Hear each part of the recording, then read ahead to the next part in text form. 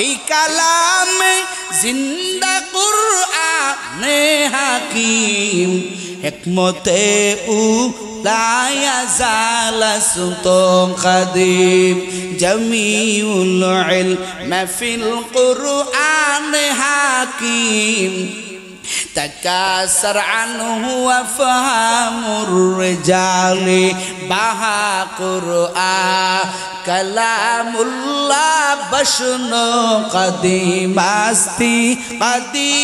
استي نعينو الله কয় ও জমিনের মানুষ স্মরণ কর, খুব খেয়াল করেন, স্মরণ কর আমার পয়গম্বর ইব্রাহিমকে স্মরণ কর। কে কয়? কতক্ষণ কে কয়? আল্লাহ কয় ও দুনিয়ার মানুষের আরে স্মরণ কর। ওয়াইদ বিতালা ইব্রাহিম, ও দুনিয়ার মানুষ স্মরণ কর আমার ইব্রাহিমকে। আমি আল্লাহ কত পরীক্ষা নিয়েছি আমার পয়গম্বর ইব্রাহিম আলাইহিস সালাম ফাআতাম্মাহুন্না, সমস্ত পরীক্ষার ভিতরে আমার ইব্রাহিম 100 মার্কের নাম্বার ভাইয়া আমার পয়গম্বর ইব্রাহিম সব পরীক্ষায় পাশ করে গেছে। কালা ইন্নী জাইলুকা লিন্নাসি ইমামা, সুবহানাল্লাহ গান। আল্লাহ কয় জমিনের মানুষের আরে শুনে নাও, আমার পয়গম্বর ইব্রাহিম আলাইহিস সালাম পাশ করার কারণে আমি আল্লাহ কি মর্যাদা দিলাম। ও দুনিয়ার মানুষ, ইব্রাহিমকে আমার আল্লাহ ধৈর্য ধারণ করার কারণে, আল্লাহ পাককে আল্লাহ বলে মেনে নেওয়ার কারণে আমার আল্লাহ নিয়ামত দিলেন। কি নিয়ামত দিলেন? পয়গম্বর নামক নিয়ামত দিলেন। শুধু তাই না, বিবি সারা সহকারে আরো একজন বিবি হাজেরা আলাইহিস সালামের মতো একজন দামি মহিলা আমার আল্লাহ ইব্রাহিম আলাইহিস সালামকে নিয়ামত দিলেন স্ত্রী হিসেবে। সুবহানাল্লাহ। এ যুবকেরা, স্ত্রী তোমার জন্য দামি এক নিয়ামত। কথা কয় না? উঠাউঠি করবেন না, আগেই বলছি যে কয়জনই থাকবেন আপনাদের ধৈর্য বাদ ভাঙলেই হাত উঠাই দিব। কষ্ট হচ্ছে আপনাদের? স্ত্রী বড় এক দামি নিয়ামত, খুব খেয়াল করেন। এই নিয়ামতটা মারাত্মক এক নিয়ামত। ঘরের স্ত্রী যদি খারাপ হয়, এই ব্যক্তিটা ঈমান আমল নিয়ে চলা খুব সহজ। হ্যাঁ, কথা হয় না? খুব কঠিন। এই জন্য বাবা সাবধান, ও প্রাণের যুবকেরা, বিবাহের ক্ষেত্রে চেহারার দিকে তাকায় দেখো না। বিবাহের ক্ষেত্রে নবীর তরিকা মানো, বিবাহের ক্ষেত্রে নবীর জীবনী ফলো করো। দেখবা ঘরে যদি একটা নেককার বিবি তোমার ঘরে এসে যায়, তোমার ঘরটা জান্নাতের একটা বাগান হয়ে যাবে, জান্নাতের বাগান হয়ে যাবে। নবী হাদিসের ভিতরে বলেছেন, হুব্বিবা ইলাইয়া মিনাদ দুনিয়া সালাস। আমার নবী কয় ও সাহাবায়ে কেরাম, আমি নবীর কাছে দুনিয়ার ভিতরে 3টা জিনিস প্রিয়। সুবহানাল্লাহ। আচ্ছা বলেন তো, নবীর কাছে যেইটা প্রিয় সেটা কি আমগো কাছে অপছন্দনীয়র কোনো কারণ আছে? আরো জোরে কোন আছে? নবীর কাছে কয়টা জিনিস প্রিয়? কিসের মধ্যে? দুনিয়াতে। কোথায়? কথা কন, কোথায়? আমার নবী কয় হুব্বিবা ইলাইয়া মিনাদ দুনিয়া সালাস। নবী কয় ও সাহাবায়ে কেরাম, আমি নবীর কাছে দুনিয়ার ভিতরে কয়টা জিনিস প্রিয়? এই কথা কন, কয়টা? দিলের মধ্যে রেকর্ড করে নিয়ে যাবেন। আমার পয়গম্বর বলেন 1 নম্বর, হুব্বিবা ইলাইয়া মিনাদ দুনিয়া সালাস আতিব। বলেন আত, কথা বলেন আত তিব ওয়াত তাআম ওয়ান নিসা। জোরে জোরে কান সুবহানাল্লাহ। আমার নবী কয় সাহাবায়ে কেরাম, এই জমিনের ভিতরে আমার কাছে 3টা জিনিস প্রিয়। 1 নম্বরে সুগন্ধি। ও যুবকেরা, নবীর কাছে সুগন্ধি প্রিয়।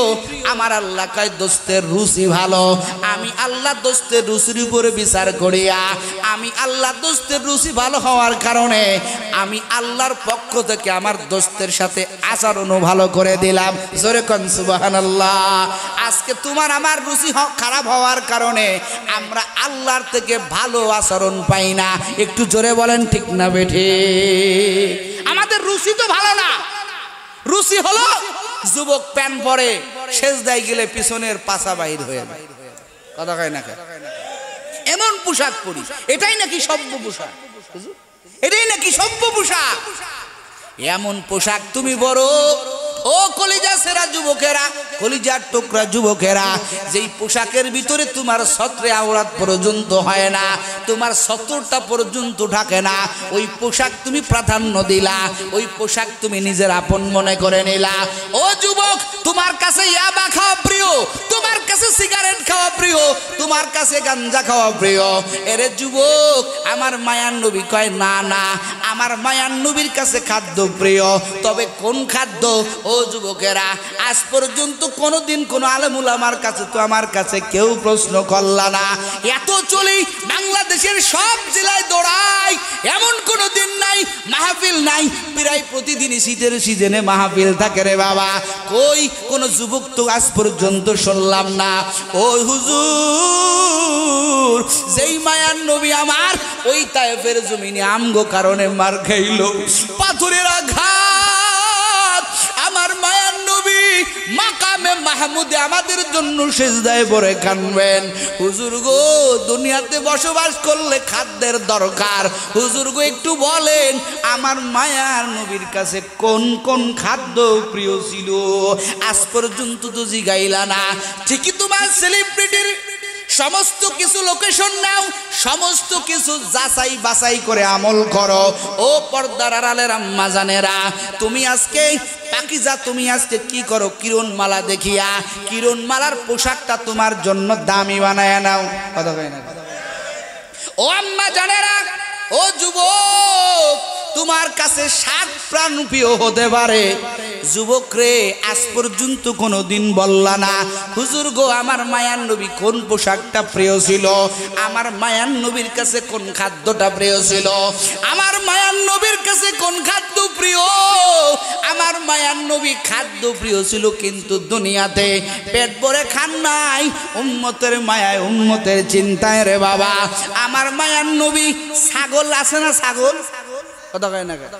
এই ছাগলের দুটা সামনের পা আসেনি, কথাখান আসেনি? রসুল এই ছাগলের দুই পার গোস্ত খাইতেন, সুবহানাল্লাহ।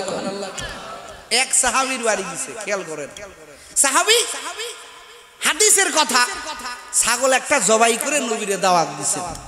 আমার মায়ার নবী গিয়েছেন, যাওয়ার পরে সাহাবী জানে আমার মায়ার নবীর কাছে সামনের পা, ছাগলের পা আমার মায়ার নবীর কাছে বড় প্রিয়।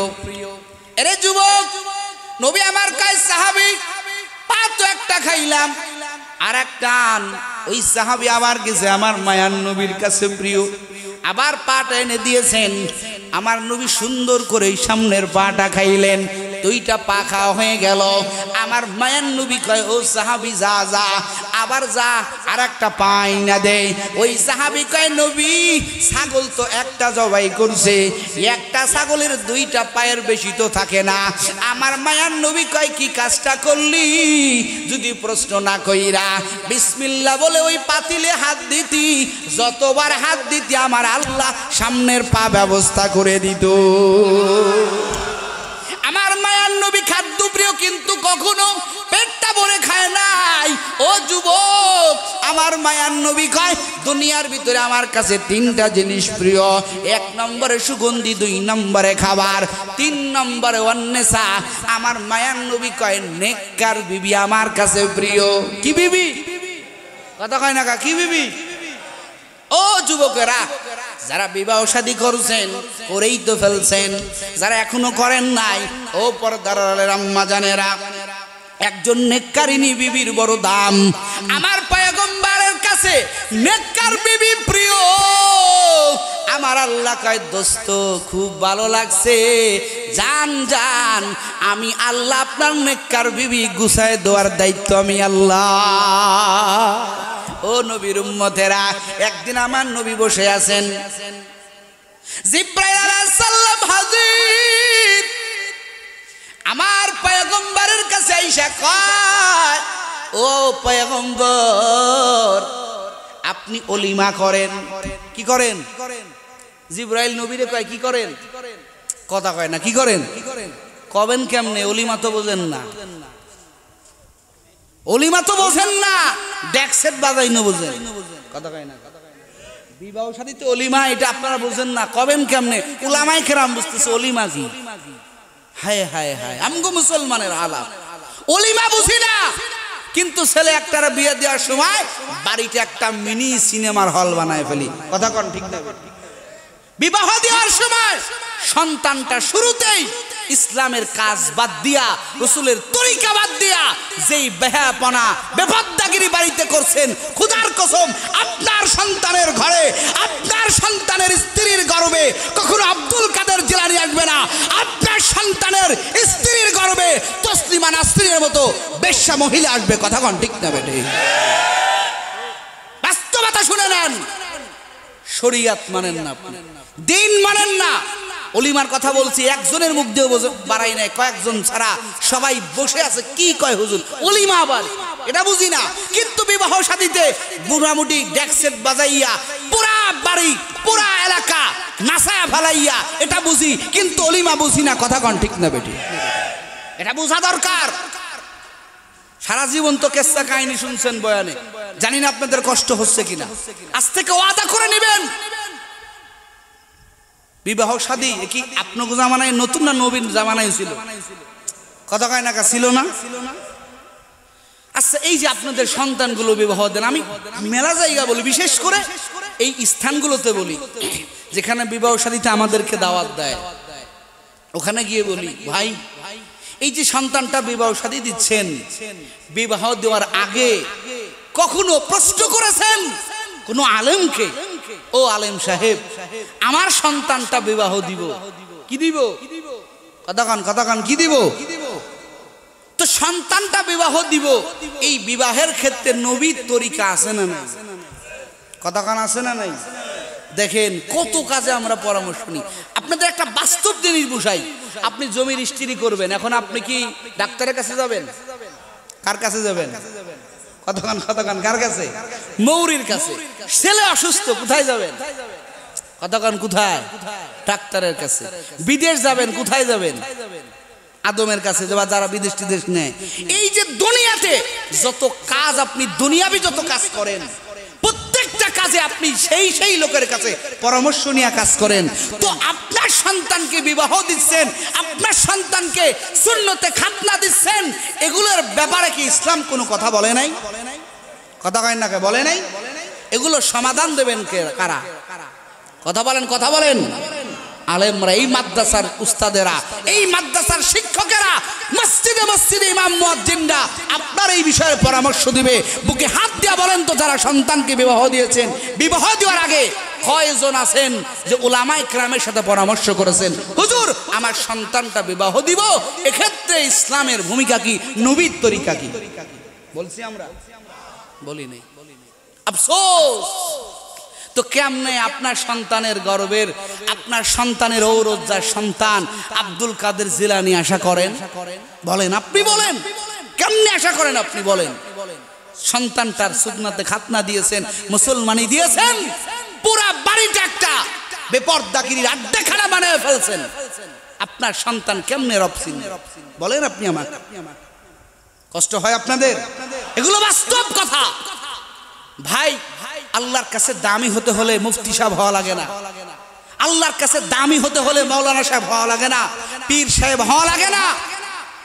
ব্যক্তিগত জীবন চালাইতে গেলে যেগুলো মূল আকাজ বিষয়, শরীয়তকে প্রাধান্য দেন, উলামায়ে কেরামের সাথে পরামর্শ করেন, দেখবেন আল্লাহ তাআলা আপনার সুন্দর রাস্তা করে দিয়েছে, আল্লাহ তাআলা আপনার অল্প কাজের ভিতরে আল্লাহ বরকত দিয়েছেন। কথা কন ঠিক না?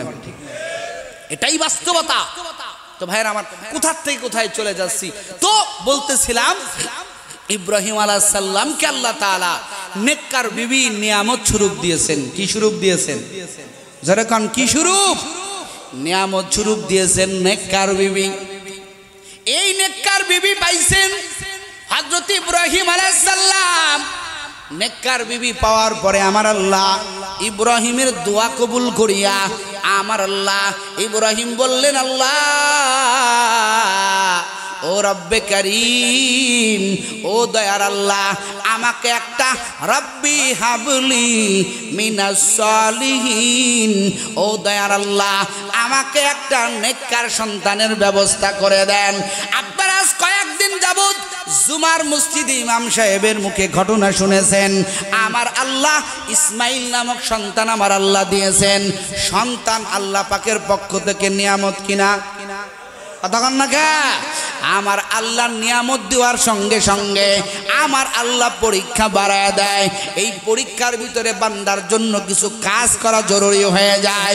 ও নবীর উম্মত, ইব্রাহিম আলাইহিস সালাম বুড়া বয়সে 86 বছর বয়স।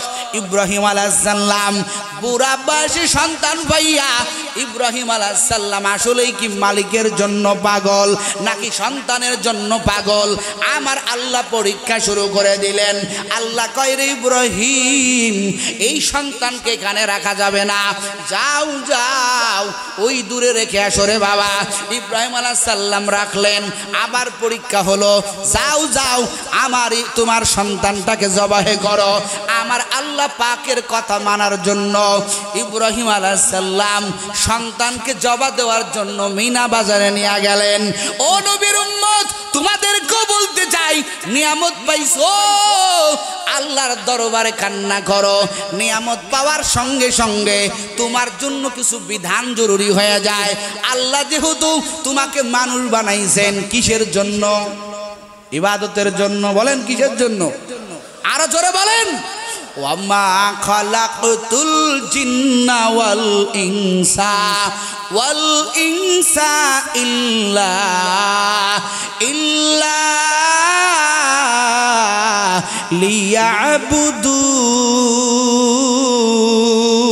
লিয়াবুদুন। মা খালাকতুল জিন্না ওয়াল ইনসা বেখা জুজ ইবাদত নিস্তে মাকসুদ আজ্জাহা। আল্লাহ কয়, বান্দা, আমি আল্লাহ তোমারে নিয়ামত দিয়েছে, মানুষ বানাইছি। এই মানুষ নামক নিয়ামত তোমারে দেওয়ার কারণে আমি আল্লাহ তোমার উপরে একটা বিধান দিয়া দিলাম। সেটা হলো, বান্দা, তোমার জন্য আমি আল্লাহর ইবাদত করা জরুরি। জোরে কোন সুবহানাল্লাহ।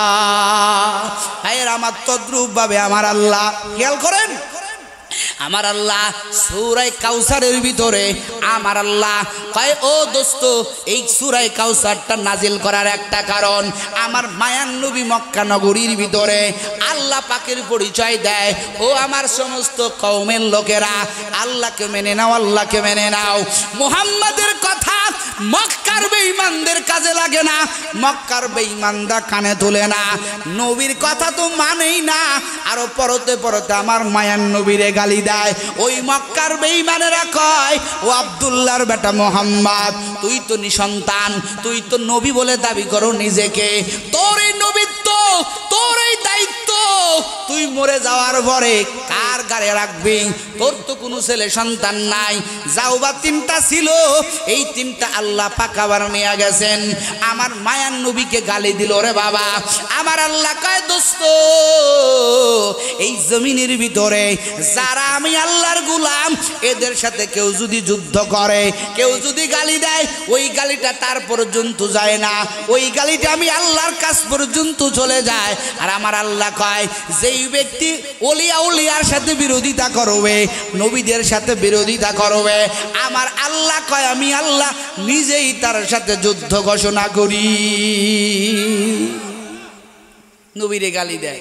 ও নবী, আপনি এত কথা কন, আপনার নবীর তোকে দেখবে, আপনি তো নিসন্তান, কোন ছেলে সন্তান নাই। আমার মায়ার নবী মনটা বড় বেজার।